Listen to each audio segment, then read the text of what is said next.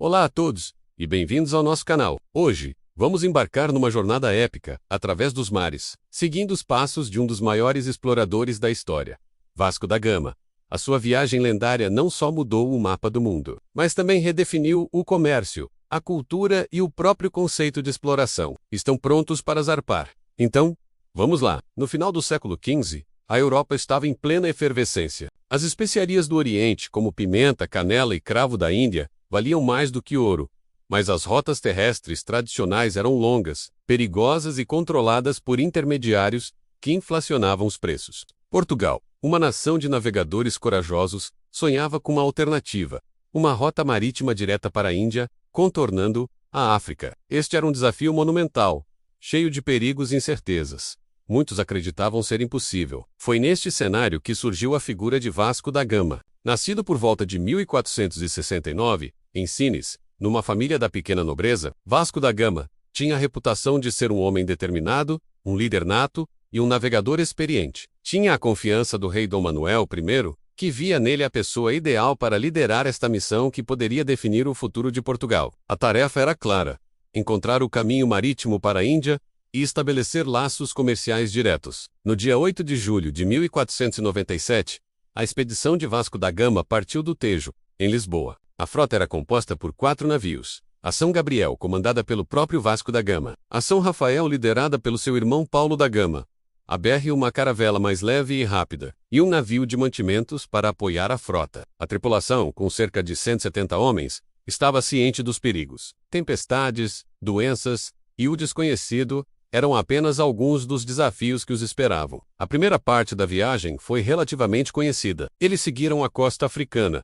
passando pelas Ilhas Canárias e Cabo Verde. Mas em vez de continuar abraçando a costa, Vasco da Gama tomou uma decisão audaciosa. Ele navegou para o mar aberto, em direção ao sudoeste, para aproveitar os ventos do Atlântico Sul. Esta manobra, conhecida como a Volta do Mar, exigiu uma coragem e um conhecimento náutico incríveis. Eles ficaram mais de 3 meses em alto mar, sem avistar terra. Imaginem a ansiedade e a esperança daqueles homens, guiando-se apenas pelas estrelas. Finalmente, em novembro de 1497, a frota avistou terra novamente e ancorou na Baía de Santa Helena, na atual África do Sul. Pouco depois, enfrentaram o seu maior desafio geográfico até então, o Cabo da Boa Esperança. Este ponto, no extremo sul da África, era famoso pelas suas tempestades violentas. Bartolomeu Dias Jaú tinha contornado uma década antes, provando que era possível, mas a passagem continuava sendo aterrorizante. Com grande perícia, e talvez um pouco de sorte, a frota de Vasco da Gama dobrou o cabo e entrou no Oceano Índico, um mundo completamente novo para os europeus. A costa leste da África era um lugar vibrante e cosmopolita, com cidades portuárias ricas e uma complexa rede de comércio que se estendia até a Arábia, Pérsia e Índia. A frota fez paragens em locais como Moçambique e Mombaça. Nestes portos, os portugueses encontraram um mundo sofisticado, mas também desconfiança por parte dos comerciantes locais, que viam neles potenciais concorrentes. As interações foram por vezes tensas. A sorte mudou em Malindi, no atual Quênia. O sultão de Malindi era rival do de Mombaça, e viu nos portugueses potenciais aliados. Ele acolheu Vasco da Gama e, mais importante, forneceu-lhe um piloto experiente, conhecedor das monções do Oceano Índico. Este piloto, cujo nome se acredita ser Ibn Majid, foi a peça-chave que faltava. Ele sabia exatamente como usar os ventos sazonais para atravessar o vasto oceano em direção à Índia. Com um novo piloto a bordo, a frota zarpou de Malindi em abril de 1498. Após uma travessia de apenas 23 dias, impulsionados pelos ventos de monção, no dia 20 de maio de 1498, avistaram terra. Eles tinham chegado. Estavam perto de Calicut, na costa do Malabar, na Índia. A missão, que parecia impossível, tinha sido cumprida. O caminho marítimo para a Índia estava finalmente aberto. Calicut era um dos mais importantes centros comerciais do mundo. Era um caldeirão de culturas e mercadorias, governado por um líder local, os Samorim. A chegada dos portugueses causou um grande alvoroço. Vasco da Gama foi recebido na corte dos Samorim, uma experiência de grande contraste cultural. Os presentes que Vasco da Gama ofereceu, modestos para os padrões europeus, pareceram simples e inadequados para a riqueza da corte indiana. As negociações comerciais foram difíceis. Os mercadores árabes que dominavam o comércio de especiarias em Calicut viam os portugueses como uma ameaça direta aos seus interesses e trabalharam para sabotar as negociações. Apesar das dificuldades,